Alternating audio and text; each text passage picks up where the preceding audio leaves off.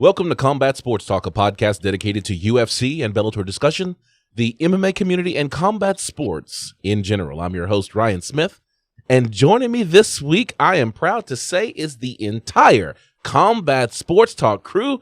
Everybody is here. Let's go through the introductions. We've got John, the Keys to Victory Keys.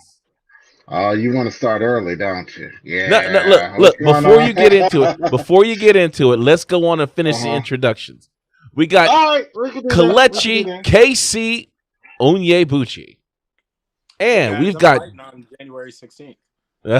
we'll see, and we got George G Money Stalwart.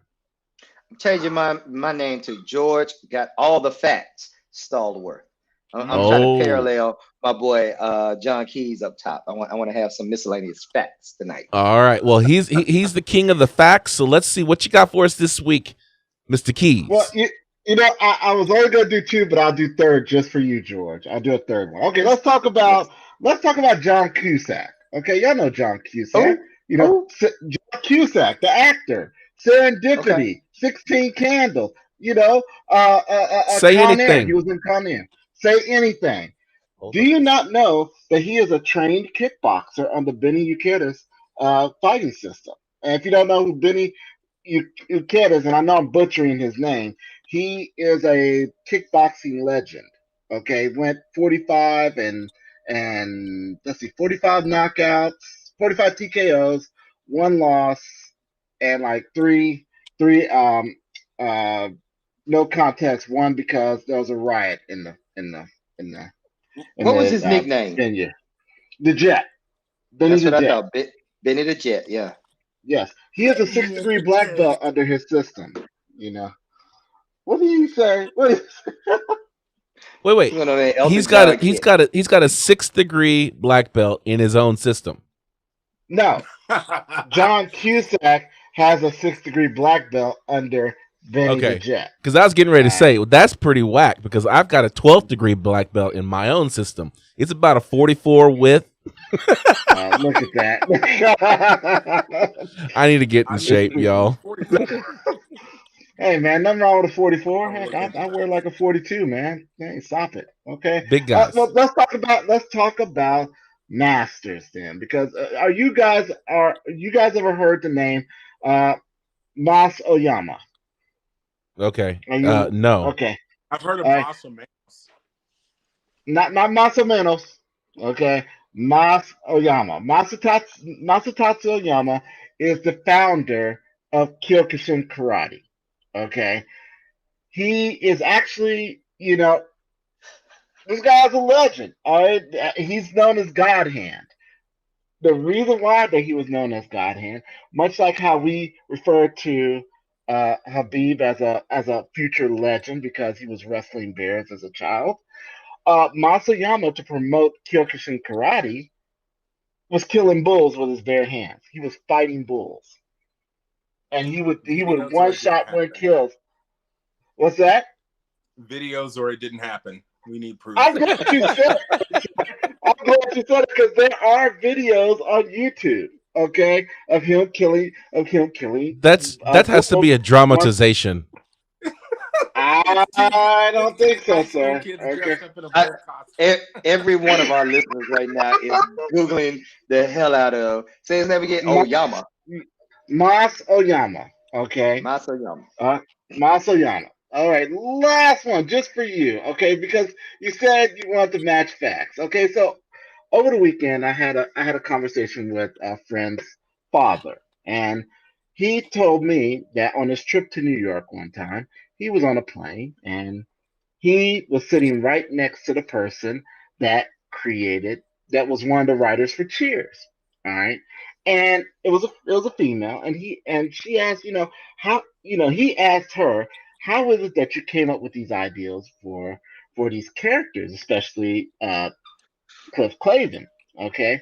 And she was like, well, that's actually based off my dad, because my dad he always says things that are almost the total opposite. So, in reference, Cliff Clavin always said he was a fountain of useless information. But everybody always pays attention because he always said, if you say the opposite to people, oh, this is not that important, people are going to pay attention to it, and it turns out to be very important. So I always say that I'm a Clavin because I say useless information, but guess what? A lot of people seem to remember my useless information more than I do. So, there's that. So please, Okay, George, look. G-Money. First one was good. Second one was good. Third one, I don't know what the What? third one was. yeah. Like, what you talking about? What? Like, I think That you was pulled the a Cliff best Clavin ever. on us. You said that this was interesting, and then it was the opposite. But guess what? You'll remember that one. You'll remember that one next week. He I tried to guarantee it. Jedi mind trick us. Is that what happened? Yeah, that's what it is. Yeah, like I don't know that reference. oh gosh, Kalechi has not seen Star Wars, y'all. Kalechi has Who's not you at seen this Star point? Wars. All right. Which should really be considered a martial art movie, believe it or not, because of the prequels. They most people will argue that the prequels makes it a martial art movie. All right, Okay. let's move on Seriously.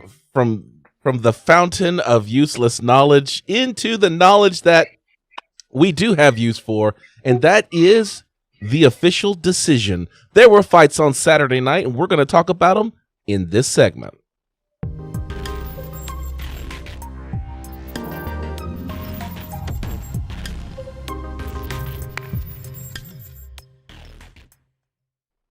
This is the official decision. This is where we talk about the fights on Saturday night. And we were back in Vegas at UFC Vegas 14, Felder versus Dos Anjos, Saturday, November 14th, 2020, at the UFC Apex Arena in Las Vegas, Nevada. Now, before we even get to the results, before we even start talking about this, we got to talk about how jacked up this card was. Not jacked up like, oh my gosh, the fights were great. No, it's like there were 2 fights that were canceled, 3 fighters missed weight, and they had to replace the main event or else the whole card wouldn't have even happened. They had to replace more than just the main event. They replaced the co-main too. Well, no, I don't think the co-main was the original co-main. No, it was at least as of last week, the co-main was the original co-main. It was Abdul Razak Al Hassan versus Khaos Williams. But Abdul Razak Al Hassan missed weight. Mm-hmm. So, it was a lot going on with this card, wasn't it? Like, it was a 3 train fighters wreck. missed weight. Yeah.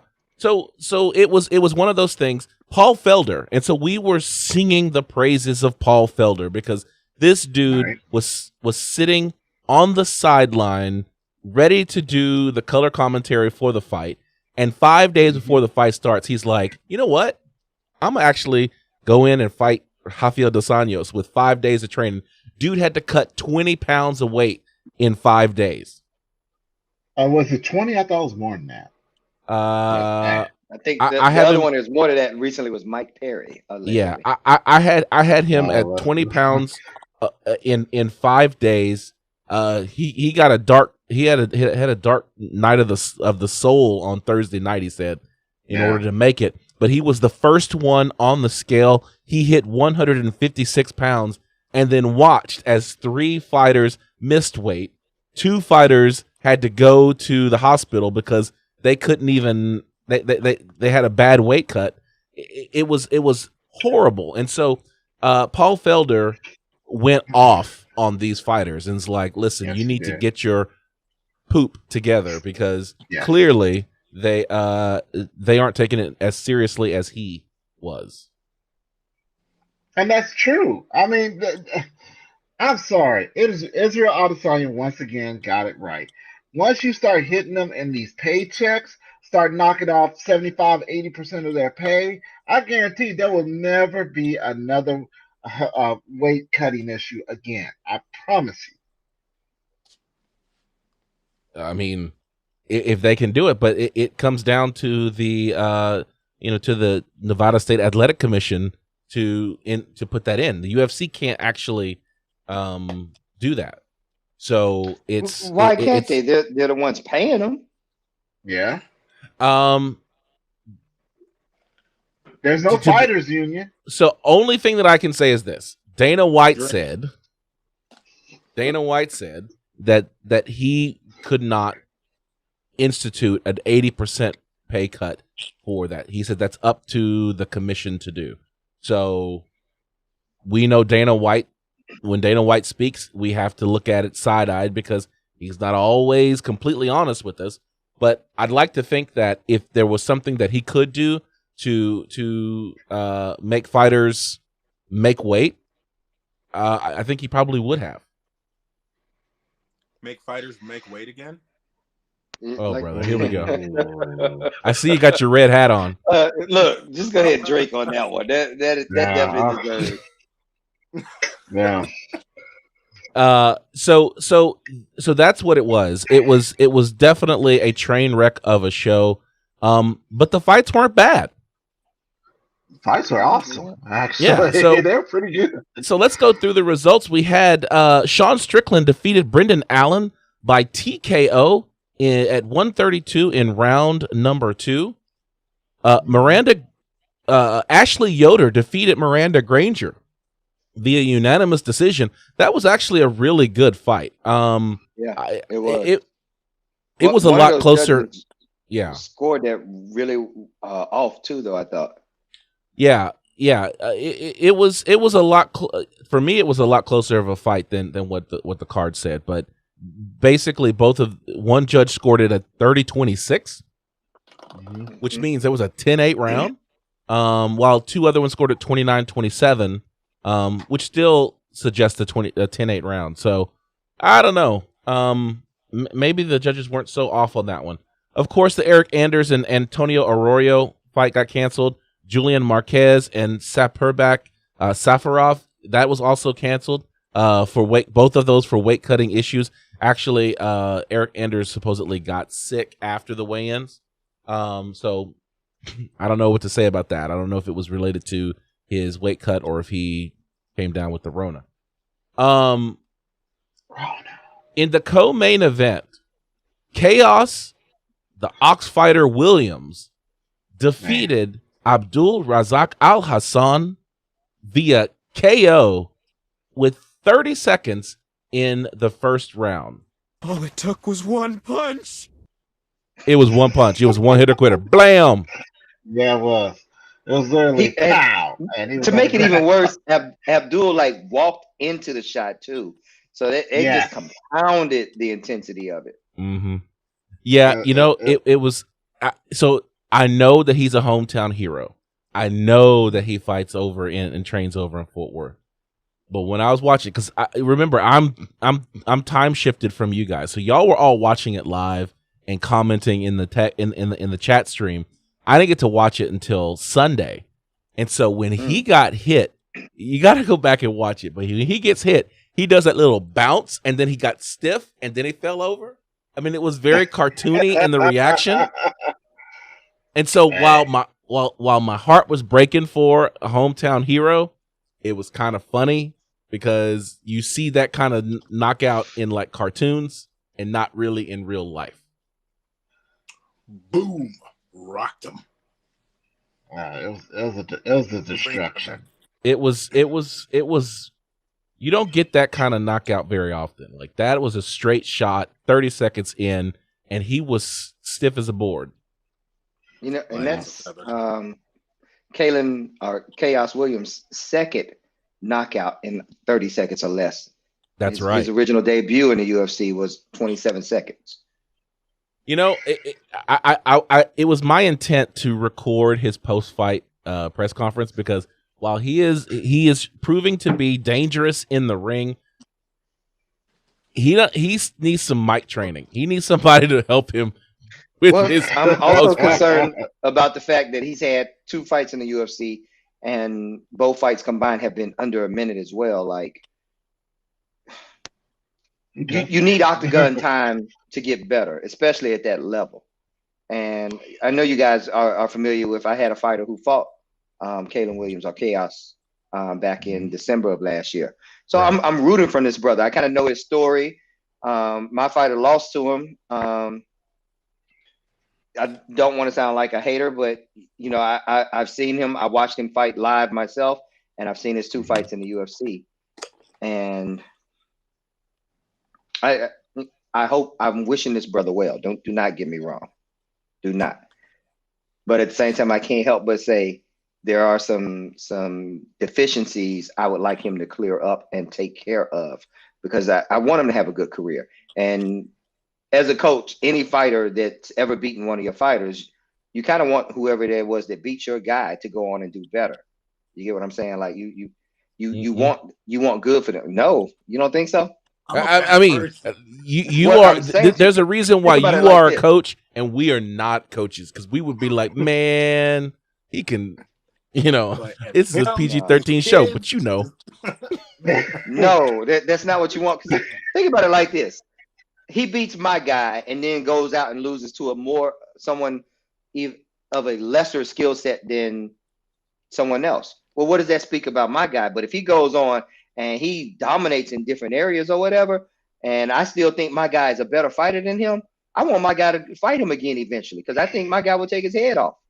So I want him to do well in the UFC, because it helps me establish the caliber of fighter I've got on my hands. I don't know if that makes sense. Yeah, no, that absolutely does make sense, because it's kind of like one of those things where when, in another sport, if you lose to the champion, then, you kind of be like, well, my loss has some perspective on it, some context, because, I fought an eventual champion, or I played football against the champs. So it's like when you fight Kelechi and find out later that he's also like a multi-sport champion. It's like, of course I lost to that guy. No, it's not like it at all, because you're not a multi-sport champion and nobody lost to you. Yeah, you got a drink. We just went into it. Sorry, he drugged me into it. I responded. I was supposed to be beyond that. I was supposed to be past it. I like how basically what he did. He 1-2'd you and then paused and was waiting on your reaction. And then you get on it, and he pulled. See, now I need him to go on to great things in January, so that I can be like, I went against the guy. So Slurpee over here. Kelechi, okay, so let for the listeners, because not everybody knows what's going on. So in January 16th, right? January 16th. Coach has some fighters going into a series of fights that are taking place here in the DFW area. Kelechi has told Coach that he wants to fight on this card, and Coach is like, yes, you need to go ahead and get in camp and start training, get ready for this fight. And then Kelechi comes on the show today with a Slurpee, with a 7-Eleven Slurpee. It looks like that's blue raspberry too. It's blue raspberry. Not only that, his tongue is blue. Like, I'm looking at him like, ooh. Look, I'm hot already, because like I'm halfway in camp with my fighters. I'm training alongside these guys. So now he's over here drinking a Slurpee, and I'm like, ooh, I'm steaming. Steaming Willie Beeman over here right now. Ooh. Tonight, like, look, I told you guys earlier, my girlfriend fed me squash, onions, couscous, and some asparagus. That's what I have for dinner. In my head, I'm having chicken, steak, ground beef, all this, and KC is over here slurping on a Slurpee. Man, I had Chick-fil-A for lunch. Man, I'm living my best life right now. That's why you're not fighting in January. You will be on the sidelines judging. I need you to up your Muay Thai game. Go watch as many fights as you can. What? I said, I don't know why these fighters can't make weight. I'm fine. Yeah, you're gonna be fighting heavyweight. Yeah, extra heavyweight. That's all right. So Khaos Williams defeated Abdul Razak Al Hassan, the KO, like straight up knockout in the first round. It was funny though, because I'm listening to Khaos Williams talk. You got Michael Bisping there throwing questions at him, and I know that Kelechi hates the post-fight interviews, but Khaos Williams is basically going, yeah, a lot of hard work is, gotta vote the team, the team, and it's hard work, and people sleeping on me, and I'm gonna have to get the doctor to wake them up, but it's the team and the hard work and the team, and it's like, bruh, like, say something else. Okay, honestly, Remind me of a Jason Garrett. I was press not conference. expecting Khaos to win that fight. Yeah, we didn't. And pick I for think him he either. was probably I think he was probably a little shocked to pull that fight off in such a fashion that his head wasn't there. He just knocked the guy out that he probably was supposed to lose to in 30 seconds. Yeah, Your head is not in the game. You are like on cloud 9. You know what I mean? Exactly. It was- Ryan. Goodness. I'm just like I said, I was gonna record it just so you could hear it because like they've done so many parodies of like sports interviews after the game where the fighter just says the same thing over and over again, and it was that, and I'm like listening to him going, say something else, and so then they're like, okay, so here, look at the monitor, see, let's look at the knockout. Tell us what you were thinking, and he's like, you see the replay, and then he goes, yeah, you know, hard work. It's a hard work. Discipline. Hard work. Discipline. Leah, my girlfriend, was basically reiterating the same thing you guys were saying while we were watching the fight. She's like, can he say something other than just, you know, guys, I'm gonna see if I can get him on the show, man. Oh, dude. If we can get him on the show. Well, don't let him listen to this episode because he gonna be coming at our necks. I need him to listen. He's probably, you know, his boys are cracking up on him, teasing him about the same thing right now. Well, they probably replaying his interview over and over again. Him. Like, hey, Khaos, I know you got that $50,000 bonus, but I'm gonna need you to watch this interview first. Speaking of, did he get the bonus, man? Because he definitely deserved it. Oh, he should have gotten the bonus if he didn't. I mean, we can look that one up. The way that Dana White jumped up and gave him DAP, if he didn't get the bonus, I would be severely shocked. Well, that Paul Felder fight. Yes. Right. He got he got the bonus. I'm glad to hear that, man. I'm definitely glad to hear that. I wish that brother well, man. I tell you, I met him and one of his coaches back in November of last year, and you know, his coach shared with me a little bit about Khaos' story and his life and things like that, man. And so I am so happy that brother has done the things he's done. He's really made some major changes in his life, and it's paying off for him now. Yeah. Good. Just so that we can we can clear that out. Here's the here are the payouts. So we got fight of the night was Rafael dos Anjos versus Paul Felder, which we're going to cover real quick. Performance of the night, Khaos Williams, and then Sean Strickland with the second round TKO. Right on. So the main event of the evening featured the Irish Dragon Paul Felder versus Rafael dos Anjos, coming back from the 170-pound. What was 170? He was fighting at 170, back down to 155. This was his first fight back at his normal weight. And, you know, his original opponent, which was Islam Makhachev, was supposed to fight, but he came down with a severe staph infection, took him out of the fight 5 days before the fight was supposed to happen. Paul Felder stepped up from ringside and decided to join this fight.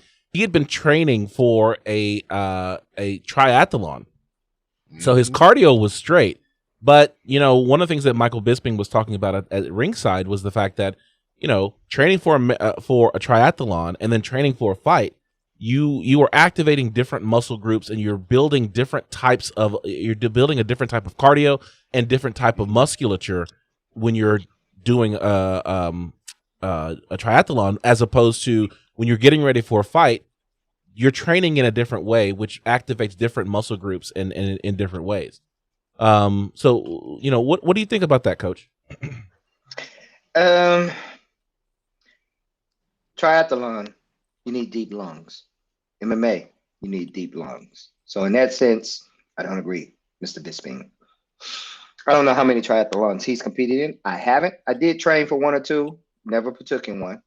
But what I can say is I honestly think that type of training blends well to MMA as far as deepening your cardio, allowing you to go into deep waters. But do you think that perhaps because Rafael dos Anjos grappling is such a major part of his game, whereas a triathlon isn't about sprinting? I mean, it's really about like that long-term cardiovascular type of exercise as opposed to an anaerobic type of, you know, wrestling, grappling. What we're saying here is that Felder should have been able to hold out in deep waters if you're putting it like that. He kind of did. He did. He did You very, know? dude. Honestly, I feel like if we could have negated those takedowns, Felder won that fight. Yeah. Yeah. I could agree with that. Raphael had 6 takedowns. You can't convince me that. And if you go back and look at the numbers on the striking, Felder handled him handedly. I'd have to go back. I'd have to go back and score the fight. To be honest, I was watching the fight as a fan and not scoring it. But I wasn't scoring it, but I couldn't help but notice that the striking was all one-sided. The grappling was all one-sided. Yeah. Dos Anjos see had Paul 6 Felder's takedowns. face though. Oh, he touched up. I mean, there was ground control for like 6 minutes. The total fight. Yes, he got cut up a little bit. He got ground and pounded on. He was not getting. There was nothing Dos Anjos was doing to him in the stand-up. Nothing. We might get to do a fight companion show. Yeah, because that cut was while an elbow. It wasn't intentional. It was an elbow, and it wasn't really like Dos Anjos was hunting for it. It was just like he threw it out there and it happened. Yeah. No. The thing you also have to remember is, that cut was an elbow. Somebody in the back of the class got their hand up. Hold on. No, I just. I got thrown off by the video there, but there's just, for me, that notion of, he's training for a triathlon versus a fight, and it's different muscle groups. Like, I don't know that that's scientifically backed, especially when I'm looking at most of these fighters talk about, I'm ready to fight anytime, anywhere. This is exactly how you prove it. It's not like you were completely out of shape. You're in shape. Show what you got. So I don't really give a lot of credence to like these guys, especially if you're training already. If you're coming in, you make weight for your fight, then you're ready to fight. You're at your best. It wasn't a question. It wasn't a question of whether or not he was ready to fight or not. It's saying that the shape that you're in, and the only way that I can equate it is going from football to basketball. When I start in the summer and I start training for football, I am out of shape. By the time I'm at the end of the season, I can play a football game and not be tired. The next day when I walk into the basketball court, I'm not in basketball shape. Yes, I've been running and doing all these types of exercises on the football field, but it's a different type of shape when you get into the basketball court. I don't know a single football player that can get off the football field and then run lines on a basketball court and just take it like a champ. The thing that Michael Bisping was saying though was that when you're training for a triathlon, your body is slimming, you're losing muscle mass, and that makes a difference because when you're training for a fight, you are gaining muscle mass, you are gaining those different types of attributes to get ready for a fight. Triathlon is a wholly different sport, and so your body is going to change to prepare for that as opposed to taking punches and things like that, because Paul Felder was not in the gym training. A lot of these other fighters are in the gym when they're in off season, just doing their normal workouts and things like that. But when you're training for a triathlon, you're not in there grappling. You're not boxing for a triathlon. You're not doing Muay Thai and Brazilian Jiu-Jitsu for a triathlon, right? So my argument to that is, one, that means Paul Felder was the fresher fighter. He didn't go through a camp where he was brutalized all through camp in order to. Yes. The vice versa of that is, some people would say that his timing could be off as a result. That didn't show any striking because he two-pieced the hell out of Dos Anjos all night long. The whole fight. And let's talk about the training regimen of a triathlon. I mean, there's been 2 fighters that regularly that are known for regularly appearing in triathlons, and those are the Diaz brothers. Have some of the best endurance in MMA ever. Like, these guys get touched all night long and get right back up and zombie you. Yes. Yeah. Yeah. Okay.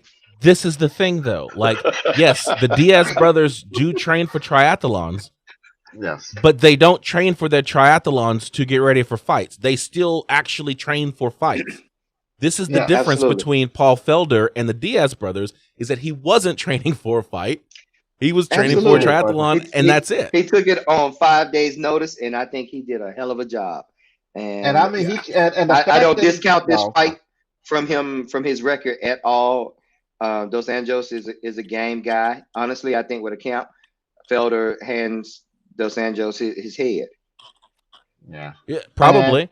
I don't dispute any of that. There. I'm sorry, and let's put it out there. I mean, he came out there to Kumite by Stan Bush from Bloodsport. I was hyped. I was like, this is gonna be a fight already. Okay, Anjos and his mustache. I mean, that mustache got a little shaky. I mean, that's all I got. Speaking of mustaches, he didn't have a mustache. Lando Calrissian is KC Cormier.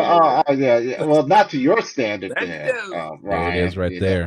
Look, I'm gonna take full screen just for a moment. There you go. Look at that. That's the Movember. Support men's health. For those of you out there, I'm wearing the mustache in support of men's health in Movember. I donated to the cause. Fellas, who's the guy that played Lando recently in the some of the Donald the Glover. Star Wars movies? Yeah. So Donald Glover. Which Lando is Ryan? Is he Donald Glover or is he Billy D. Williams Lando? Which one is he? He's definitely Billy D. I'm definitely Billy D. Like undercover brother general, selling chicken. You know what I'm saying? That's that one. Donald Glover had the stash too. Yes, he did. But when I look at Ryan, I see Billy D. I see smooth talking Billy D. All right. When I look at Ryan, 45. I see Heavy D. Does it every time? Look, a lot of our audience is not going to get that reference. So here's the thing. Kalechi just said that when he sees me, he sees Heavy D. But that just goes to show how young Kalechi is, because he don't even know what Kalechi D, what Heavy D looks like. Because anybody would know that Heavy D and I don't even look alike. So there you go. Not at all. Not at all. I'm not at all. I'm more Heavy D than he is. That's right. So come on now. I'm looking this up as we talk. Yeah, it works. Just let me have this joke. No, you're not getting it. Like look, just like he's never watched Star Wars. We know he is not. Yeah. He has nothing on 90s pop culture. Not at all. Yeah. He was barely even born. He was born in like 92, right? Something like that. Oh, you little baby. I bet you would. All right. Look. We 30 minutes in and we just getting through the card. We ain't even get to the headliner yet. So let's go ahead and close the book on this one. Let's put this on the shelf. This card is history. Let's go to the next segment of the show, and that is Finding the Angles.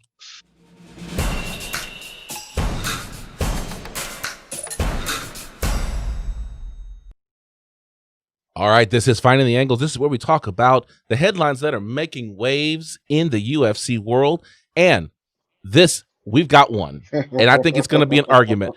If your glasses are empty, go ahead and fill them up, because somebody is going to have to take a drink. Here we go with the headliner.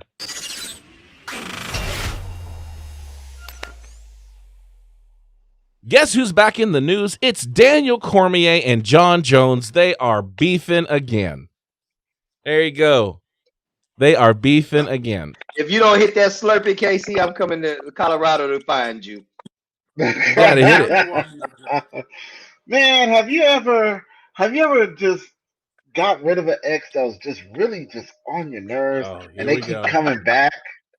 They just so show this up. is exactly what this is. This is all this is. This is nothing but the ex is trying to tell you need to come up with that child support, because you ain't never gonna be, your parents ain't, and we're gonna leave it at that. So this goes back to the retirement of Khabib Nurmagomedov. Everybody starts calling Khabib the GOAT. Everyone starts putting him as the pound for pound number one. They move him at number one on the UFC charts, and John Jones got real salty about it. He was mad. He was big mad. He was Look big at mad.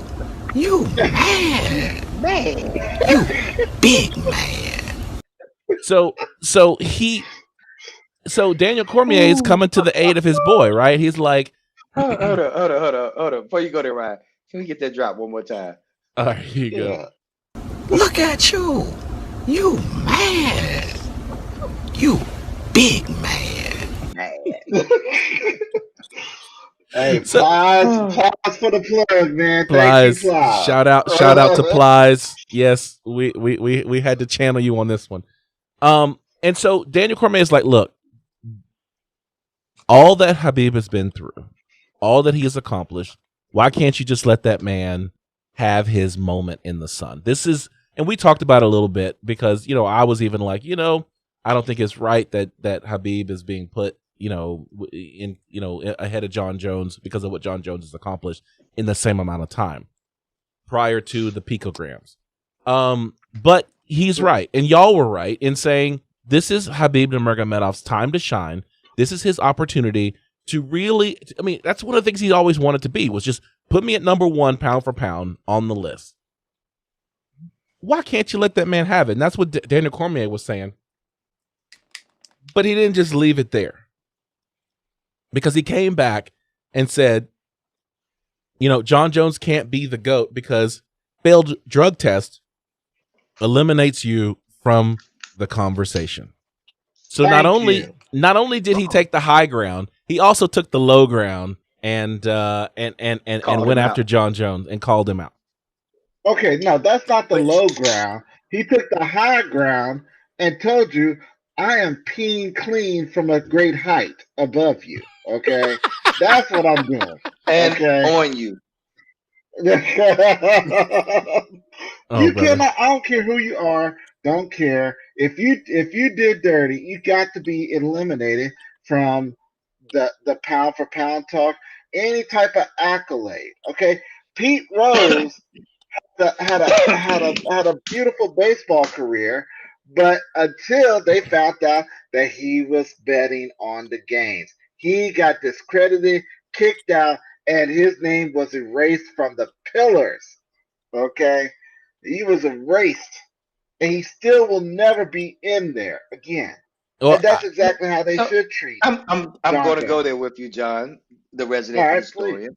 Because we're telling our age here, talking about Pete Rose. I think your modern millennial probably really has no idea the history. That is not a shout out at anybody. Everyone else in Las Vegas as he was signing random pieces of memorabilia. So everybody knows Pete Rose. He's a staple. Those of us who were alive and well and watching baseball at the time that he was playing. Kalechi. Those of us who actually collected his cards and bought his cards from a gum store, from a local convenience store when they purchased gum and were able to do that at that time. You don't know nothing about that. Yeah. So what I'm saying to you is, in your eyes, John, did that really diminish him? Not. Let's not talk about baseball Hall of Fame or anything like that. You knowing Pete Rose, having watched Pete Rose, grew up on Pete Rose, did that diminish him in your eyes? Yes. Smack it did. Yourself. I'm just saying. I'm saying it does. It does, man. You cannot sit there and tell how good you've done this, how good you've done that, but you did a dishonor. Okay, you cannot do that. You cannot. I forgot I was talking to a military guy. Yeah, he dishonored everything that he was representing. And last week, me and Ryan, we went toe to toe about it. And I will say this because I should have said this last week. Because Ryan was saying all the way up to the picogram incident. But see, that's the thing, Ryan. You were setting that condition.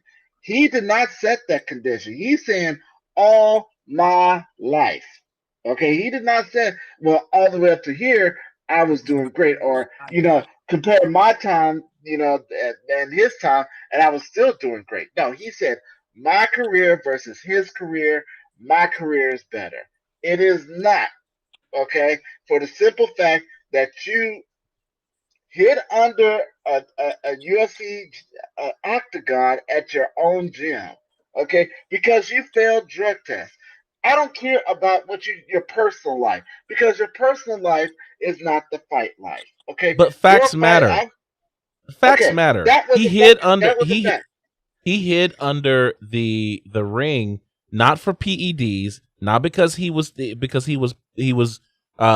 to be popped for any Come type of on, steroids. come on, He come was on. he Come on. admitted to hiding under the ring because of marijuana that he had smoked. Okay, What so did since facts matter, Dana White called him out on that one. exactly. Since facts Dana matter, White said they Dana weren't White even says that testing no USADA doesn't weed. test for that. That's USADA doesn't test for that. The So why the were you ducking? does well listen. The all I gotta say is this: did he know that? We are assuming that he knew that when he hit under the ring. Yeah. He may How many not have title known defenses that. does he have? How many title I mean, defenses does he have? It's he's a John fighter, is he Jones. not?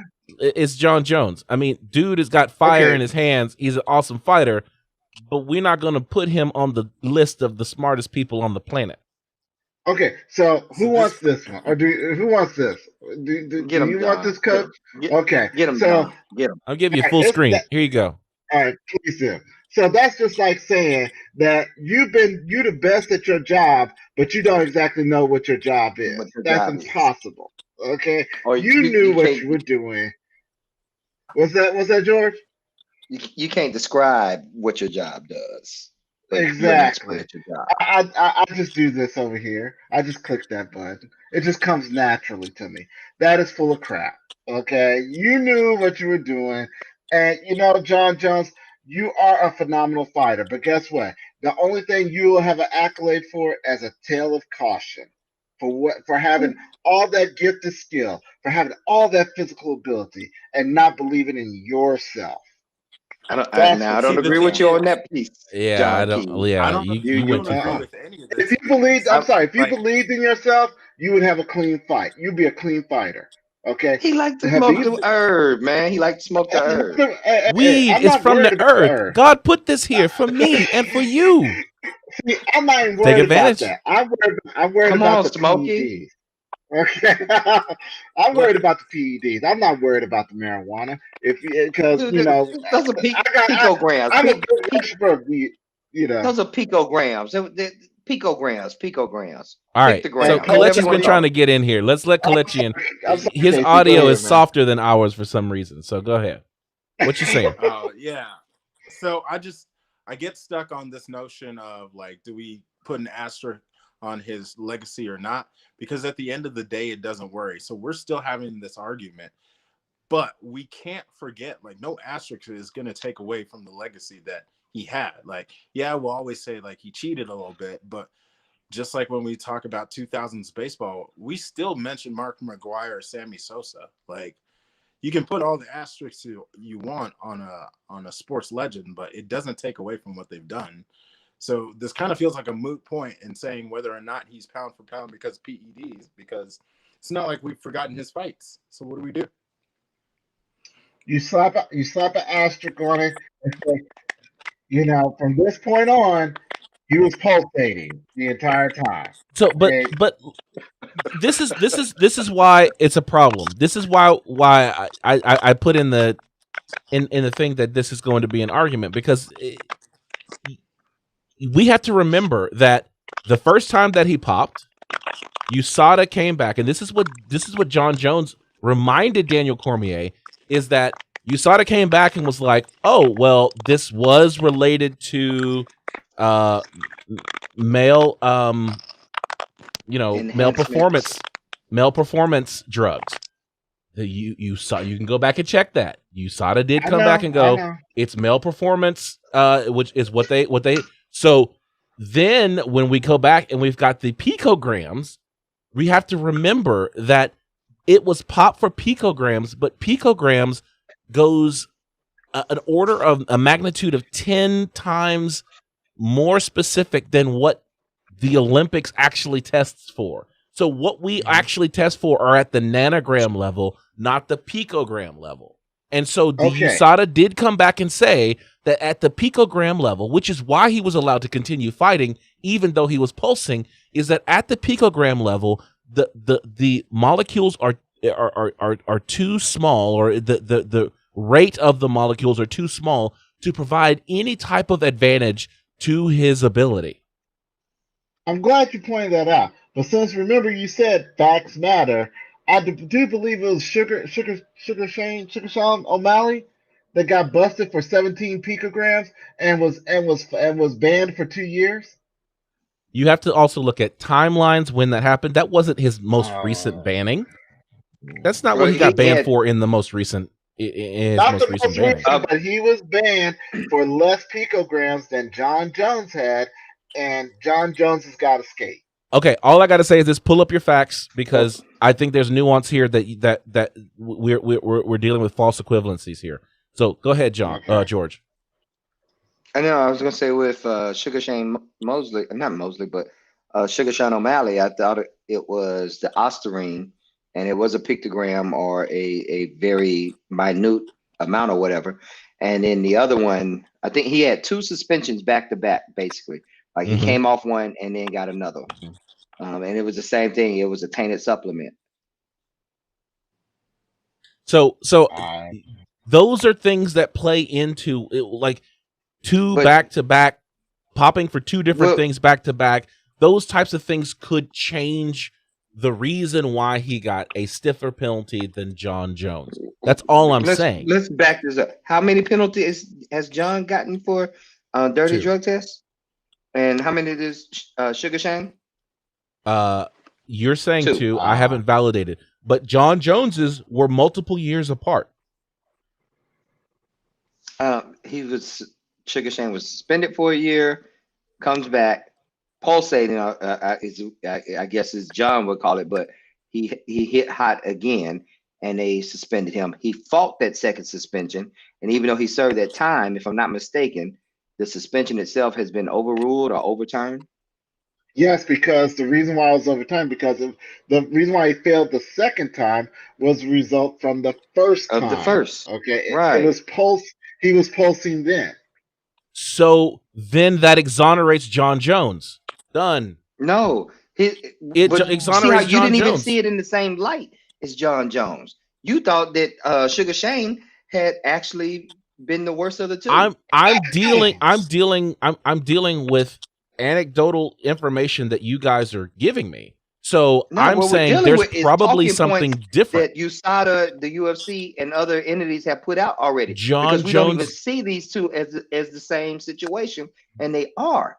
And there's a reason for that. John Jones was the light heavyweight champion who the UFC needed in order to do some things. Sugar Shane O'Malley, he headlined the fight night.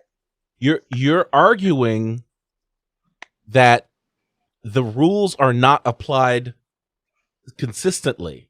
That is the argument that you're making. This has nothing to do with John Jones. The fact that John Jones got a lesser sentence than Sean O'Malley is a problem with USADA and the UFC. It's not John Jones's fault. Oh, so okay, so that's an interesting statement, that you're kind of taking the blame off of John Jones and putting the blame on UFC for dishing out or USADA or UFC, whichever. That it's not his fault that he caught a slide and not Shane O'Malley, Sugar Sean O'Malley, right? Fix the system. The same system was in play at both of these. They were testing. It wasn't adjudicated around the same times. It wasn't adjudicated consistently. That is not John Jones's fault. That is the system's fault. That is USADA's fault. That is the Nevada. We have to even think about the fact that, was it both Nevada State Athletic Commission, or was one California State Athletic Commission and one was one Nevada State Athletic Commission? You have to also think about the sanctioning bodies in which these popped tests are happening under.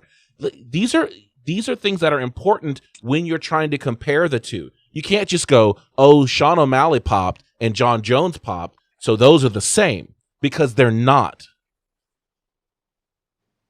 You have to look at all these other I'm details. gonna do a little research. We're gonna revisit this topic. You know, Can we you table promised this the next last week? time we came down this, so we will table it. But I want to see your research because you said you were going to do research the last time we talked about this, and we promised Listen it up, again. Lando Calrissian.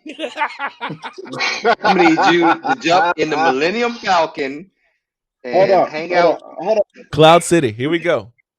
Hold on. Yeah. You back down from Vader. Okay, Vader was changing the plan all the time. All right, so pray we don't change this any further. All right, here we go. So, But I just want to say that John Jones finally may win his second Twitter beef fight. Twitter argument, yeah. Like, John Jones is historically bad at going into Twitter beefs, but I think he got Daniel Cormier because he responds to Daniel Cormier. Daniel Cormier says, once you get popped, you take yourself out of consideration for pound and GOAT. John Jones goes, people will remember that I was proven innocent. And then he goes, but by the way, you lost your last fight and then you quit. So will people remember you as a quitter? You know? And then he went on and he said, you know, he goes, because then they said, well, what do you think about Anderson Silva? Because Anderson Silva also is retiring, maybe, with a loss. And he goes, no, because Anderson fought back from a gruesome leg injury. Success defeated DC. The man would rather have a Popeye's chicken than remaining. And he goes, he would rather have Popeye's chicken. Remaining at a high level is not for everyone. He goes, getting back up after getting knocked down is a very hard thing to do. It's easy to quit and talk from the sidelines. DC has absolutely no leverage to talk about anyone who's going to be GOAT or not. And then he goes, I've lost many times throughout my life, but a fierce competitor in me won't let me go out with an L. Honestly, that's all I will remember most about DC, quitting on his fans, the sport, and his legacy with an L. Okay, so my first question is, and the most important question, and you can go ahead and hit my music right now. When did Daniel Cormier pull himself out of the blood pool? As far as I know, he's not out of the testing pool. Look, tonight we have all had a 12-pack. As much as we talked about these two. Hey man, it will never die because, like the movie Dracula said, love never dies. Oh, wait a minute! This just in. This just freaking in. Are they beefing now? No. He took himself out of the testing pool. He took himself out of the testing pool. Wow. Daniel Cormier formally withdraws from USADA testing pool, sealing retirement. This is dated September 2nd, 2020. So he has been out for over a month, almost 2 months. And that's good. All right, so we can officially say he's out of testing pool. I don't consider Daniel Cormier a quitter. Look, I'm going to back y'all up and remind y'all of Brock Lesnar. Skip the line, Cormier. That's what we're going to call him. Oh, dang. Well, I'm just saying, I would never consider Daniel Cormier a quitter. Okay, even after his last performance against Stipe, not a quitter. No, bro. He may have took an L. He may have took an L, but you know, I would never consider him a quitter. I'm not gonna consider him a quitter, but I am. But the one thing that you can't deny is the fact that Daniel Cormier lost all the big fights. He lost 2 to Stipe. I can't believe y'all. He lost 2 to John Jones. Allegedly, the courts are still going to figure out if one of the judges was corrupt. Hold on, I'm doing my Daniel Cormier face. Oh man, that's cold-blooded gang. I got the poster right here. Look, it's the Daniel Cormier John Jones poster too. I got it right here. I like this. This is one of those iconic fights for me. You know, there it is. There it is. Okay. I mean, y'all can call him a quitter if y'all want. I'm not calling him a quitter. He didn't quit. He got finished, but I didn't call him a quitter. Twice. Because a quitter would have had an excuse. Okay. But He didn't A have an quitter excuse. would. He didn't have an excuse. He just said, "I took the L that night." Every time he's lost, he's never said, "Well, the reason why I lost was that was never Daniel Oh, Cormier." I, he I, I does it. He just does it in a backhanded way. yeah. He brings yeah, up he does. Well, when it pictograms comes, and marijuana drug test and never well, mind I'm saying like this. Hey, I'm just saying, hey, if he does it in a backhanded way, it's days later, and it's because of John Jones. Let's just say it like that. All right, all right. Hey, shout out to Lepido Light. He's back with us, and he says the UFC Cormier is the UFC's boy. He You're is absolutely correct. he is very much the corporate. He's the company he's man. the he's the next generation. Forrest Griffin and Forrest Iceman. Griffin, Stephen Bonner, and Iceman Chuck Liddell. Yes.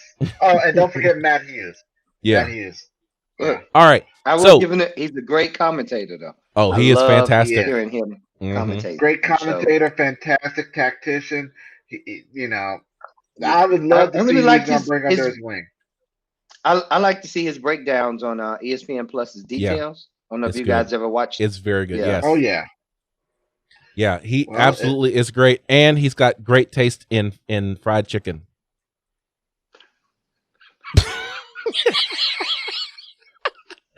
Got to throw it out there. Popeyes, loving that chicken at Popeyes. Anyway, But Black Beast got the sponsorship. he sure did. Yeah, I remember that. So what y'all gonna say that Black Beast gave Cormier an L on the sponsorship now? Is that what y'all gonna say? Yeah, and he didn't fight for it. Dude is from Louisiana, and he didn't fight for the sponsorship. Oh my goodness! Here we go. Here we go. You let some What's the dude from next Houston. article? You let some dude from Houston take your Popeyes sponsorship. What kind of mess Okay. is that, Daniel Cormier? Man, what is the next what article you gotta to do. talk Bow about? down and kneel to greatness. Bow down and kneel to greatness. Ladies and gentlemen, if you go to Popeyes, please use our discount code Combat Sports Talk 10 for $2 off of a 3-piece. That's right. 3-piece and a soda. 3-piece and a biscuit. Oh, yeah. Don't do that. We do not have a sponsorship. All right, just let y'all know we do not have one. Because I would have love some. for us to get a Oh, call from man. Popeyes and be like, hey, I know you guys don't have a sponsorship, but we really got some feedback off of you. Off of your show today. So, wait, How I about- take it back. We give y'all the discount for real. Hey Yeah, man, exactly. listen. We I talked more about Popeyes than Daniel Cormier. I mean, than Derek Lewis has. So, shoot, That is true. we should get the. When's the last time you heard Derek Lewis talk about Popeyes? Dude's trying to lose weight. He's trying to get down to like 230. He ain't eating no Popeyes. And we not trying to look at only person trying to look like 230 and get under that is George. And George's not even 200. George, No. how are you in 200 pounds there, Oh, George? I am. I'm sitting here. I'm sitting a lot heavier than I probably should be. I checked the scale today, and I was 218. I started this fight camp with my guys at 220. Hey, it's coming down. Some of my guys have already lost like 15 pounds. Oh wow. Well, you're the coach anyway, so we're not. Wait, what weight class am I trying to make? Where do you want to be? You ain't drinking that Slurpee. You ain't trying to make nothing. Don't Be heavyweight over here. Super heavyweight. What's the extra You're heavyweight? gonna be like Greg Hardy, missing weight at heavyweight. Slurpee it out. Ooh, I'm so hot with you, boy. Mm. Kitchen. All right. All Hey, right. so other news. Other You say news. run to the kitchen. Other news. Professional Fight League. We focus a lot on the UFC, PFL. but PFL is out there. Bellator's out there. ONE FC is out there. But I'm going to talk about PFL. They just signed who they call the GOAT. MMA heavyweight GOAT. That's right. They just signed. They didn't sign the MMA heavyweight GOAT, but they did sign Fabricio Verdum. I wouldn't call him the heavyweight GOAT. I'm not calling him the heavyweight goat. You threw me for a loop there. I was like, what? Fedor's coming out of The retirement? heavyweight goat is because he beat Fedor. Okay, that is the only reason why. Okay, is he good at what he does? Yes, he is. Yes, He's very he good is. at what he does. is phenomenal. However, the GOAT, the greatest of all time, No. the greatest to It's ever really good do for it. us to use fewer hyperbole heavy- in sports Yeah. because the GOAT chat is never helpful because it leads Well, nowhere. okay. And so few Okay. people have a claim. So I'll give him. He's the only heavyweight to actually get a hit off of Kobe Covington with the boomerang. Okay, I'll give him that. Okay, I'll give him This that. is true. You're the Facts. GOAT for that. Okay, Facts. I'll give you the goat status for that. No, what? No. He'll get the We goat you for- gotta okay. you gotta give him a different status.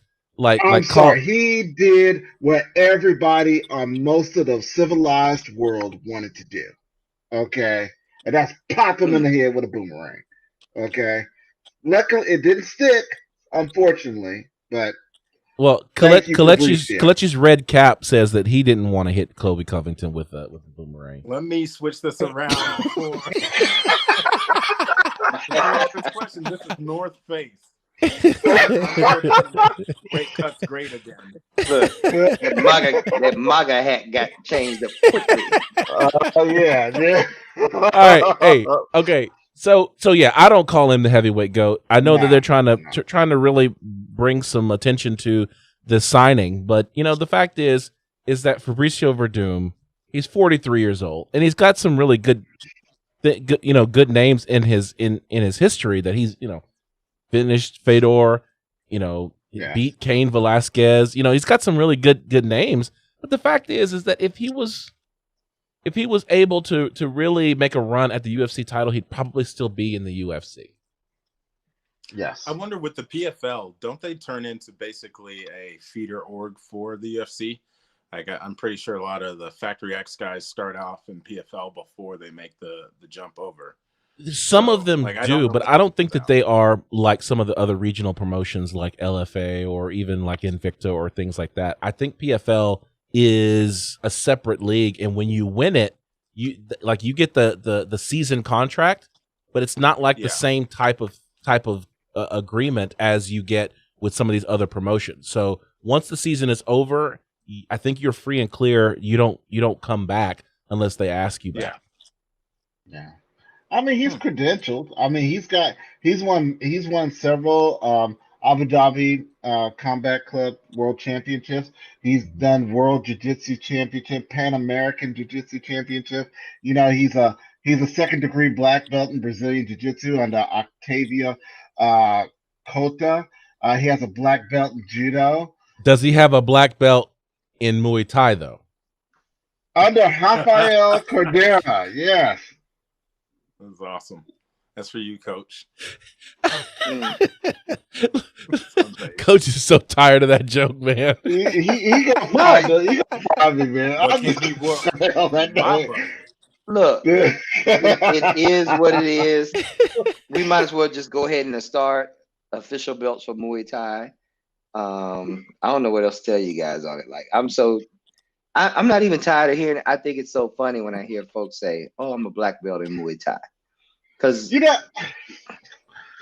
it shows a fundamental misunderstanding of the martial art in and of itself. Like that's what's so funny about it is that it does. But you know what? It's becoming. What's the word I'm looking for? Let's take it to a whole nother level. Let's think about slavery and what would you call it? The patois that came out as a result of slavery. You had African slaves speaking broken English and maybe mixed in with slight French, and it created this whole different language that became an actual patois. That became an actual language. I kind of think that's what's happening when it comes to this black belt stuff in Brazil. These black belts in Muay Thai. At some point, it's almost going to legitimate itself because some of the guys striking is pretty damn good. You get what I'm saying? Mm-hmm. Yeah. So maybe what's probably going to end up happening is just like with Brazilian Jiu-Jitsu versus Jiu-Jitsu, it's the same thing. They're going to break it off, maybe call it Brazilian Muay Thai versus Thailand Muay Thai. Because if anybody really watches, if anybody really watches a Muay Thai fight from Thailand, you'll see it is there's a reason why they call it beautiful destruction. Okay, I like the it is tie hop awesome. over there, Ryan. Yeah, I've been it watching, is. like I'm literally been watching. I Hey, mean, there what do you is think no about shortage. stand-up Muay Thai now as opposed to like stand-up in MMA? Like, do you see the differences? Oh yeah. Oh Oh yeah. God, yes. It's Oh so yes, different. because any type of striking in MMA is not pure striking. Okay, they have to make those adjustments because literally the fighter can come from anywhere and end the fight in several different ways. I get it why they can't be a pure Muay Thai fighter, a pure point fighter, a pure any fighter cannot make it in the UFC now. Okay, even the best point fighter that I've ever seen fight in the UFC, Lyoto Machida, Mhm. best karate point fighter there was. They couldn't touch this cat. Okay, and he never lost a round until much later, like towards the end. But now he can't be in this UFC. This UFC would eat him alive because he's too pure. You've got to mix. You can't just learn how to be a striker anymore. You got to be a striker. You got to learn ground game. You got to do it both. And for that to happen, you've got to sacrifice one side or the other to make a good mix. Wonder Boy, he's pretty straightforward karate. I And think what's he that? does all right. Well, we Yeah, don't get to see a lot of his other MMA skills in that yeah. case, I feel like. And it's because just people haven't tested him. Think about this for a minute. Wonder Boy fought Tyron Woodley. We didn't see any Mm-hmm. wrestling in that fight. It was all stand up. Mm-hmm. You know what I mean? And just to take this back to what we originally started at, going back to the Brazilians and their bastardization of Muay Thai and the incoming influx of belts out of Brazil in Muay Thai. I think what we're going to see is very much like what happened with Jiu-Jitsu. It's going to get adopted. And if you think about Jiu-Jitsu, it got owned by the Brazilians. Like they took it over. Most people don't even realize that Jiu-Jitsu is actually Japanese in its original form. Mm-hmm. Mm-hmm. Right. We're used to just BJJ, Brazilian Jiu-Jitsu. Yeah. So And that's I a could shame because I'm sorry. Go ahead. I'm sorry, Coach. Go ahead. I could see something similar like that happen. And it's a long ways off. Don't get me wrong. It's some time off, but I could definitely see some of these fighters coming out of Brazil with these black belts in Muay Thai, and I could see the bastardization of Muay Thai and somehow being adopted into Brazil. And I've teased you guys before, because I love the clinch so much. Sometimes me and some of my training partners, we call it Thai Jitsu because the stand-up clinch is a lot like Jiu-Jitsu in many ways. And so, you know, even in the Muay Thai community, we realize that a lot of our striking or whatever is being loaned out Cannibal, to other cannibalized. cultures and cannibalized into other things. Hell, when you think about it with MMA, you know, the original gym I started training at was an MMA gym, and they offered this Muay Thai class, but it wasn't Muay Thai when I look at it in retrospect now. It was striking for MMA, but they called it Muay Thai, and it wasn't. So looking at Stephen Wonderboy Thompson, I'm sorry, and this will be the last digression I have for like 5 minutes. Uh, he has a fifth degree black belt in Tetsushin Ryu Kempo. He has a first degree black belt in Jiu-Jitsu, and I'm assuming it's Japanese Jiu-Jitsu. He has a black belt in American kickboxing, and he has a brown belt in Brazilian Jiu-Jitsu under Carlos Machado, which is a cousin to the Gracies. His kickboxing record is perfect at 58. His mixed martial arts record is 15-4 with one draw. So I'm losing the point. What's the point you're making? I just wanted to just give you a little These belts perspective. in different forms of martial arts. Okay. Yeah, So he's got and a somebody brought up goes Stephen back to Wonderboy He's got I'm Thompson. like, he's got Stephen two Wonderboy different belts Thompson. in Jiu-Jitsu. Yeah, One in Brazilian Jiu-Jitsu and one in probably Japanese Japanese. Jiu-Jitsu, like we said. But see, somebody brought up Stephen Wonderboy Thompson. I just want to bring a little Okay. perspective All right. of Okay, what it there you go. was. Okay, I lost the point. That's all, because I'm like, oh yeah, he's got all those records and things like that. But like, what does it have to do with, I see now. I get you. Yeah. Thank you so much. Okay, That's what I do. tying this off, Fabricio Verdum is not the MMA heavyweight GOAT. But you know who is someone who might be considered a heavyweight GOAT, and that is Mike Tyson. Okay. Recently, a photo appeared of him getting ready for Roy Jones Jr., and the dude is built like a freaking brick house. And so looks like he's ready to go. He's got what, 2 weeks? It's like 2 weeks left before the fight. It's making me lose interest because Roy has no shot whatsoever. Like, and I know they're not supposed to go all in, but Tyson is just too good for this fight. Tyson needs a better opponent. I don't know. Tyson hasn't fought in 15 years. Yeah. Tell Tyson that. I'm not so sure that Tyson is as good as we think he is. Like, I'm reserving some judgment, because the fact is he's 53, 54 years old, and he hasn't fought in 15 years. And you know what Bruce Lee said in Enter the Dragon, right? No, what was say, that? Ryan? Oh, brother, I'm on the spot now. Here we go. What did he say, Brian? Brick no hit back. And so these things he's been punching, he's not. I mean, it's not like a live fire exercise when he's in front of Roy Jones Jr. Like, everybody's counting Roy Jones Jr. out, and maybe Roy Jones gets knocked out in the first 90 seconds, Leon Spinks style. But he's gonna break a rib in the first 90 seconds. But at the same time, Roy Jones Jr. is still a heavyweight fighter who's fought more recently than Mike Tyson, who is younger than Mike Tyson. Just don't count him out. I don't think Roy counts himself in. Didn't he say, like, he was expecting his hope was that something would go wrong with Mike's training or something? I don't think that Roy believes he can win. I think that's gamesmanship, though. Yeah. Let everybody let everybody get on Mike Tyson's train, and then Roy Jones Jr. comes in there and puts on a masterclass. It's possible. It's very possible, but you see your boy Lepeta like said, you call it Mike Tyson a pad hitter.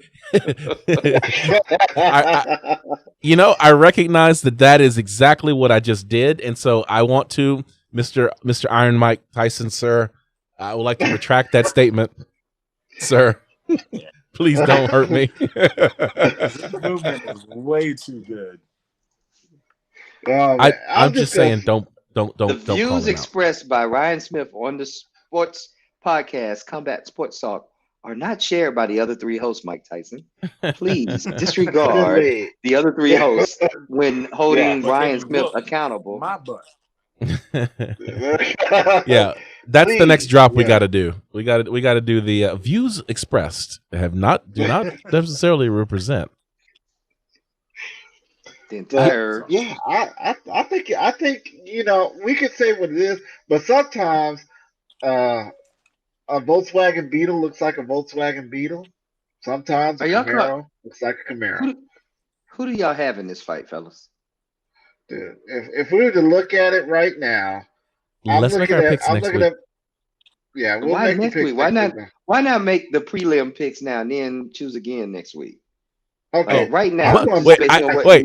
Wait. So I could pick this week and then completely change my pick next week. Yes. Yeah. I mean, we're like Roy Jones Jr. baby. RJJ. I got Roy this week. Mike Tyson is looking for you right now. I gotta say, I'm disappointed. You done called him a pad hitter.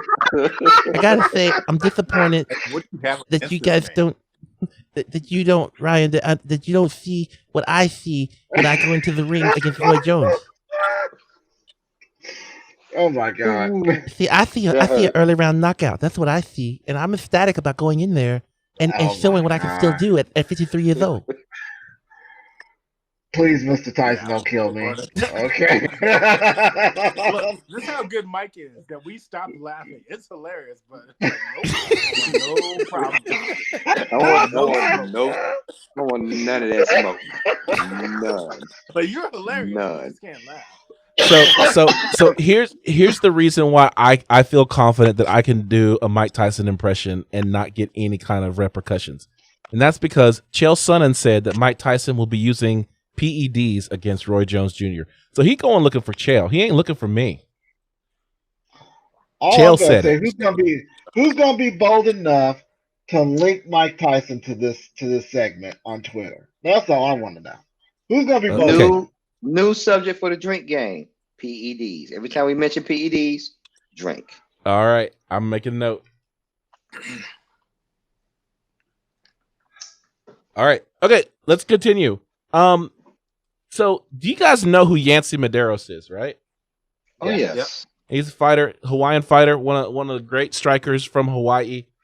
He, unlike Daniel Cormier, he is still in the USADA testing pool. And the thing is USADA testing pool is designed to catch a fighter whenever they're not ready to test to see if they are still clean. I don't know if I should drink on that or not. He just really took a shot at Daniel. And by bringing up the testing pool, I feel like he also took a shot at John Jones. Like, no, he hit a combo. He really I'm just saying. That was like a slip, a jab, and a cross. Pop, pop, pop. All right. It's a left-handed cross, Kalechi. Just letting you know. So you were talking about Yancy. I'm sorry, I didn't mean to interrupt. So Yancy Medeiros just recently had to take a test for USADA because they came knocking on his door while he was having a little grown-up time with his girl. I was getting some. So he's having some grown-up time, and grown-up time. We're gonna call it that. Okay. USADA comes banging on the door like the police. Wow. he goes, best part, him trying to be all professional as I look him in the face, knowing that this fool heard everything going down. I mean, was the shot again? Did he come in there like, what's the applause all about? Why y'all clapping? What's the applause going on there? You know, Digital Underground said you gotta put a towel under the door and you gotta check the locks. So just know that I don't think Yancy Medeiros did all the things that Shock G suggested he should do in Freaks of the Industry by Digital Underground. If you don't know the song, check it out. You might learn something. I'll take it. Now you know.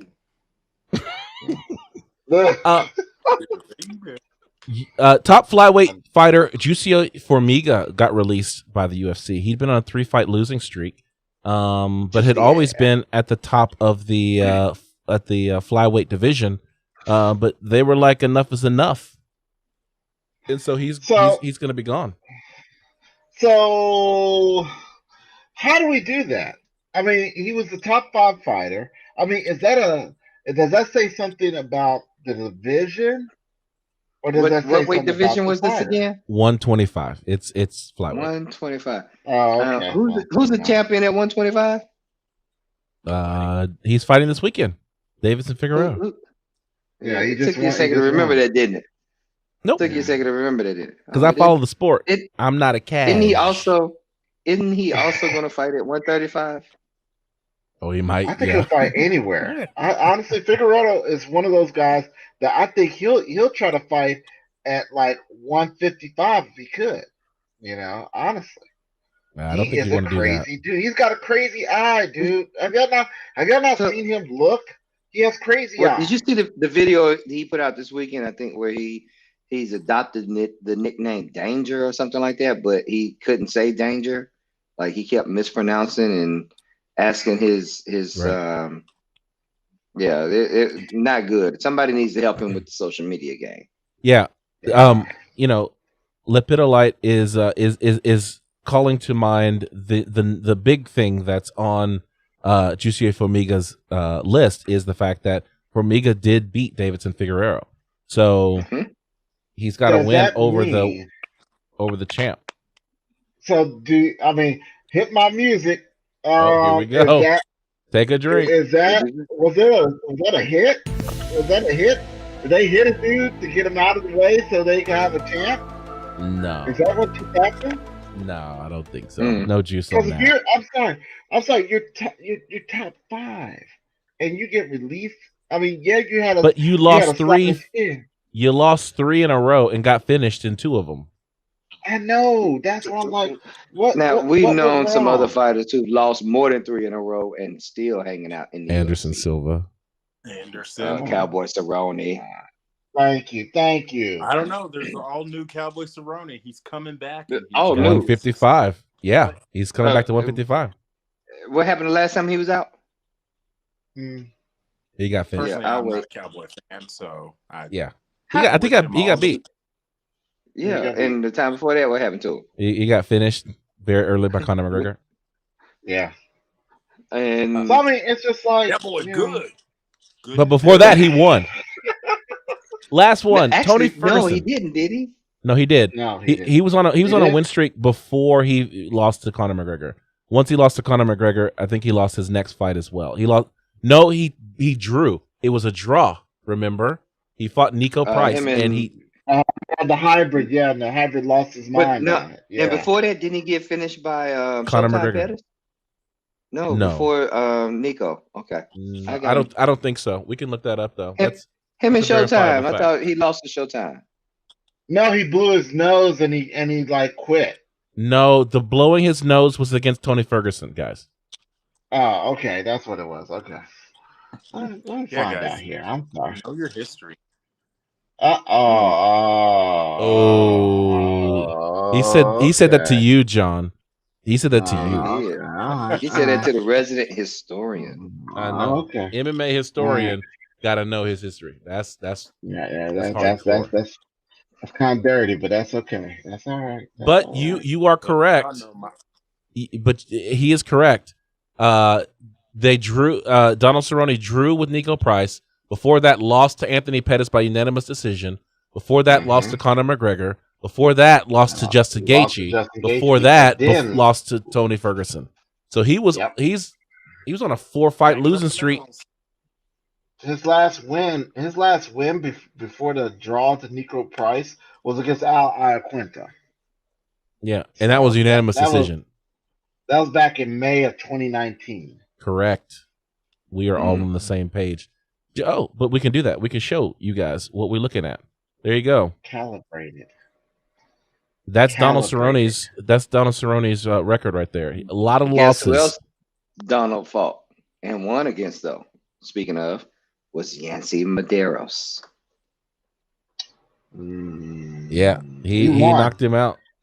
Yeah, and in Austin of all places, and 458 of the first round. All right. Tony Ferguson called out Michael Chandler. So remember, Michael Chandler's trying to find his first fight in the UFC.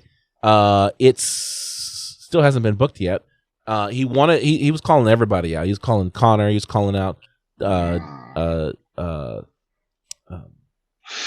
Dustin Poirier. He was calling out. Yeah, he was calling out money fights. Yeah, the only person he didn't call out was Rafael dos Anjos. And he was like, I got something planned. I got a date. I got a date. Yeah. What had happened was, Tony Ferguson's like, okay, fine. If you want to fight me, fine, I'll fight you. And so we'll see. Let's keep your eye out whether or not Tony Ferguson and Michael Chandler gets booked. Tony's like, I'll fight you in December. I think that's kind of short notice, but maybe they'll see something in January, perhaps on the Conor Dustin Poirier card, because that's finally official. Is it? Yes, it is. It's official. It's As official. When? Last week. Yeah. Because we did it on the show, said it wasn't official, and then the next day it was official. It became official, yeah. Yeah.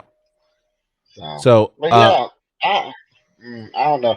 I'm getting kind of sus about Michael Chandler now. I was hyped for him when he came in. I was like, okay, we'll see what he does.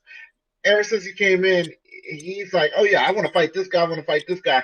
A guy actually called him out. I was like, look, I got a spot for you right here. And your best response was, oh, I got plans. And yeah, I'm like, he didn't want that fight.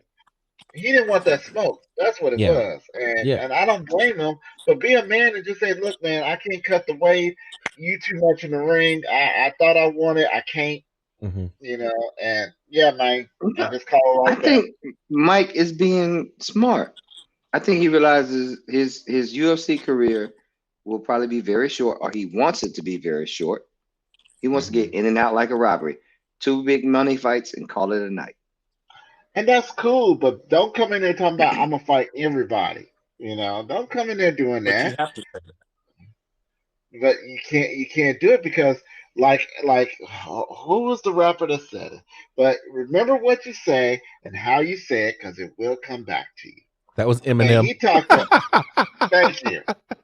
And The way I see this, go ahead. I'm sorry, John.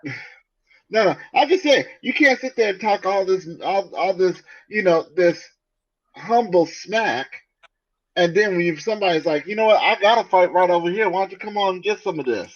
And the first thing out your mouth was, nah, man, I got plans.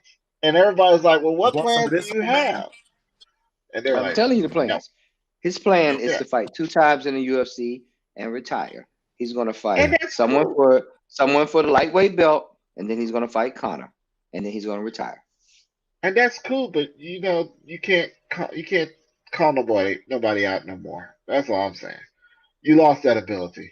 He All could have right. went in there and he whooped up on RDA, and then he could really have pumped that smoke. But nah, bro, keep it quiet. So what you're saying is that you were not on the hype train from Michael Chandler. Can't be, man. He's got to prove himself now. All right. I was in. He lost my attention. So, if you're looking for someone to get on the hype train for, this weekend is a pay-per-view, UFC 255. This is the fight card.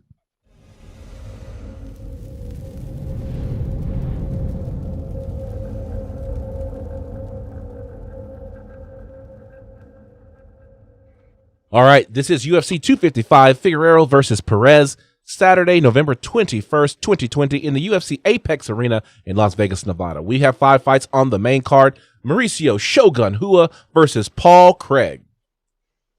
We've got, and they're fighting at 205. We've got Cynthia Calvillo versus Caitlin Chukagian. You got Platinum Mike Perry versus Tim Means. You've got Mr. I'm eating snow cones on Thursday and I'm way in on Friday. Yeah. Well, he learned that by watching Kalechi. So, the co-main event of the evening is the UFC Women's Flyweight Champion Valentina Bullet Shevchenko versus Jennifer Maia, the most dangerous female at 125. I'm just kidding. And her last name's Maya. She's got to be dangerous. Yeah, I was like, is this Damien's little sister? And in the main event of the evening, UFC Flyweight Champion Davison Figueiredo versus Alex Perez. We're going to make a couple of, actually, I feel like we are qualified to make flash fight picks up and down this card. I mean, these are fighters that we know a lot of. So I'll let you make the picks. Yeah. If you don't feel wise enough, then just say so. You didn't want to make that Mike Tyson Roy Jones Jr. pick though, because that's next week. Still, I'm just saying. I I even Roy allowed Jones. you to change your decision, in a week. I'm gonna be a contrarian, and I pick Roy Jones Jr. Y'all all on Mike Tyson. I'll pick Roy Jones there. No, I didn't say I thought Mike was going to win that fight. Ooh. Oh. What? Oh. Ooh. So anyway, back to our picks for this go. coming week, though. Mauricio Shogun Hua versus Paul Craig. Coach, who you got? I hadn't heard of Paul Craig, honestly. I'm going with Hua on this one. Old man strength. All right, here you go, Kalechi. All right, Mr. Keys. Oh, you know, hey, if it's a crowd fighter, I'm watching. Okay. Yeah. Cool. All right. Let's see here. I'm going with Paul Craig. There you go. See, Tell us why. Tell us why. Look, did you see how instantly in the run sheet he put him down to? Like, oh, you can't change these picks. No, they're in the run sheet. It went in there quick, like literally, it popped up as soon as he said, I'm picking Paul Craig, and it was in the run sheet already. Okay, I know why he chose Paul Craig, because this is a part 2. This is a part 2 fight. That's the reason why he's taking Craig. They drew back in November of last year, as a matter of fact. As a matter of fact, a year ago yesterday, they drew. So this is a part 2. Yeah. Mm-hmm. So there's gonna be some blood on this one. Yeah, I'm definitely choosing Hua now. Because Ryan was playing chess on this pick, not checkers, huh? It's just one of those things. We'll see. Cynthia Calvillo versus Caitlin Chukagian. I'll start off with you, John Keys. You know what? I'm gonna go with Chukagian. She's up and down, but I think she's got this one. The force is telling me this. All right. KC. Cynthia. All day. George? I'll split down in the middle so far.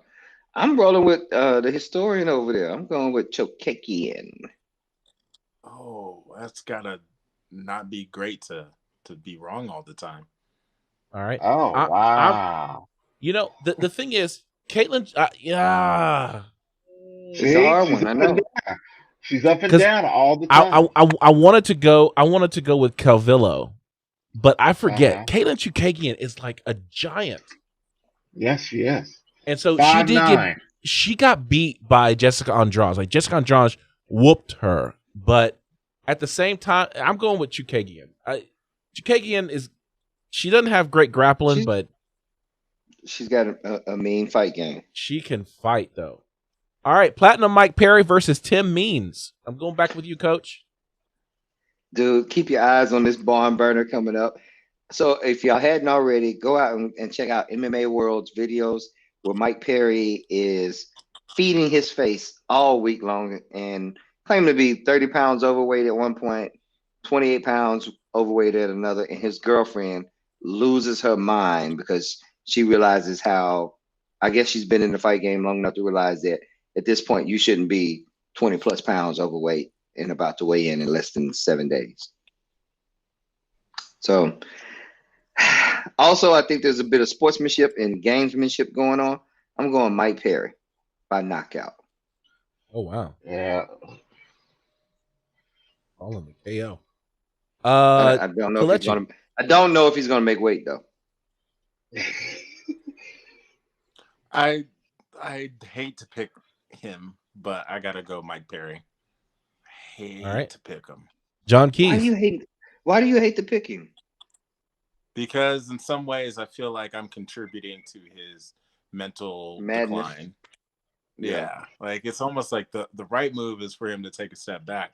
But if he's gonna keep fighting, he's somehow turned off his pain threshold, and he's a different type of man out in the octagon. It's hard to bet against him right now. Yeah. Dude's crazy. He's like he's slowly becoming the new ODB of MMA.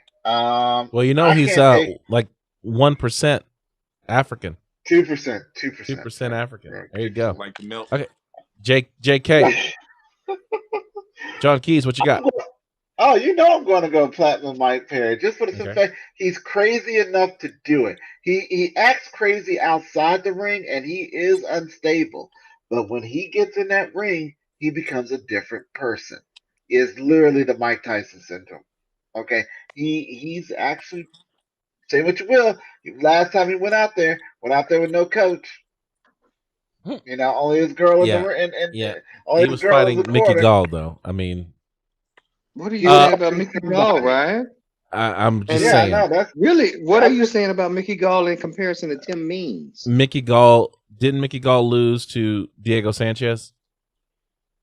Thank you. What had happened was The way my corner was set up. So Diego Sanchez got a couple of like free fights. You know that, right? Like his last couple of fights out where he won were kind of like some hammies. He even asked the referee, he's like, what happens if I decide that I can't go on? I'm going with Tim Means. I'm going against you guys on this fight. I got Tim Means, and why? Please share with us why. The reason why is because I'm looking at his UFC stats, and what always throws me off is when someone like Mike Perry eats more punches than he throws, and he's fighting someone who has a high volume of strikes landed and eats less than he throws. So Tim Means is on the right side of the punches, and Mike Perry's on the wrong side of the punches, and so I'm going with Tim with Tim Means on this one, just from the stats. I don't know about that one. Yeah, look. This is what I'm looking at right here. I will show you what I'm looking at. This is UFC stats. I'm looking at his kill record, dude, and his win-loss record. It's right here. It's this right here. When you're looking at strikes landed per minute, you got 4.92 for Tim Means. You got 4.36 for Platinum Mike Perry. When you took at how many punches you actually eat, 3.53, 4.41. This number is higher than this number, and this number is lower than this number. So this number, I'm looking at the stats here, Tim Means should be lighting up Mike Perry. Okay. That's why I did it. And Murphy's Law of Combat, no plan survives initial contact. Yeah, it's just it all depends. This is what Herman Edwards said. This is why we play the game, right? This is why we play. The stats may not mean anything, but the stats could give us some insight into what could happen on fight night. So I'm going with the stats because I'm not picking Mike Perry. Y'all are. Now, the person that we don't need to look at the stats for is Valentina Shevchenko versus Jennifer Maia. So Kalechi didn't want any smoke on this, so he's like, peace, I'm out. Anybody not on Valentina Shevchenko?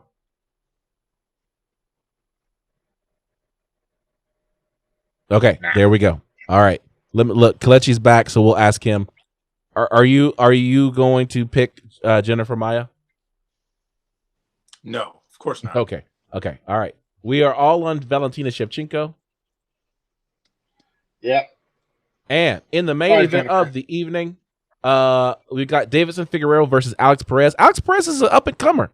He could make a game of this, but my opinion is Deiveson Figueiredo is pretty tough. I'm going Perez. All right. Wow. Why Perez? Because Ryan was so confident in his pick, and we all know he's never right. Fair enough. I'm going Figueiredo. I'm going for it.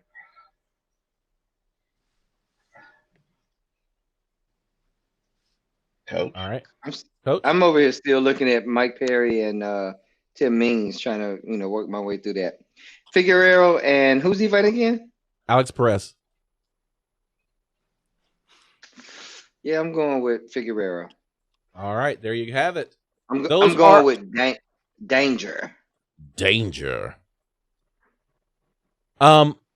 you have it. Those are our picks for UFC 255. Here's a question. Are you guys going to actually buy this card? Whoa, what are you doing? Wait a minute. What are you doing asking questions like that, man? Come on. I'm just saying. We're going to buy the card. No. We are. Hey, not John Keys. Shoot me that free link, please. Yeah, man. No, don't say that. Don't say that. I don't want to get on the radar for the UFC. Look, I'll take Mike Tyson hump coming at my neck. I don't want Dana White coming. We joking. We go buy it. We're gonna buy it. We're gonna buy it. That's Yeah. an important enough card for me. Like, to be honest, I might stop in at a sports bar, like might, but it's not one that makes me want to open up my wallet. Like there's nothing on there that's going to be a huge shock. Like maybe the Shevchenko fight might get competitive, maybe, but yeah, this one's one of those, like, it's hard to justify it being a pay-per-view. Yeah, So and that's why I'm asking. Night? It probably should. This, with the exception of Valentina Shevchenko, this probably should have been a fight night. Like, I think she's worth a pay-per-view, but not this pay-per-view. Yeah, and so that's the only reason why I asked. If this was if this was a different card, I wouldn't even ask. I would just assume that we were. But I mean, I'm looking at this card, and I'm not saying the card sucks, because it doesn't. These fights are going to be great fights, but these are not worth me paying. I'm already paying for ESPN Plus. I've got a Fight Pass. I don't know that I'm going to come off $65 or however much it costs to watch this card in the luxury of my own home. Yeah, I'm going to have to agreed. Go out. Weird way to end the show, but follow us on social media. On Instagram, I'm at Combat Sports Talk. Oh, I'm at Keys to Victory, and that's Keys with the ES. All right. Kelechi? My athletic-related page is at Push Pull Pray. And Coach? I just want to talk about them other two Instagram profiles he got out there, and that dating website he on all the time first. Oh, dang. Oh. That's after hours, after the bell. I love you, bro. You can find me at Darkside _ Muay Thai _ Also, I've got some t-shirts coming out here soon, so be on the lookout for that. What was the guy from the Five Heartbeats, Eddie Kane? Yeah, we got a new album showing up on. That's me right now. Darkside _ Muay Thai _ Be on the lookout. Love you guys. All right. You can find us on our website at www.combatsportstalk.com, and we are on all of your favorite podcasting platforms. Shout out to MMA Junkie, MMA Fighting, MMA Mania, Bloody Elbow, and the Intelligent Defense Discussion Group, because that's where a lot of these conversations start and where we get the stories we use on the show. On behalf of George G Money Stallworth, Kelechi KC Onyebuchi, and John the Keys to Victory Keys, my name is Ryan Smith, reminding you to keep your hands up, your chin tucked, and throw bombs. We'll catch you next time.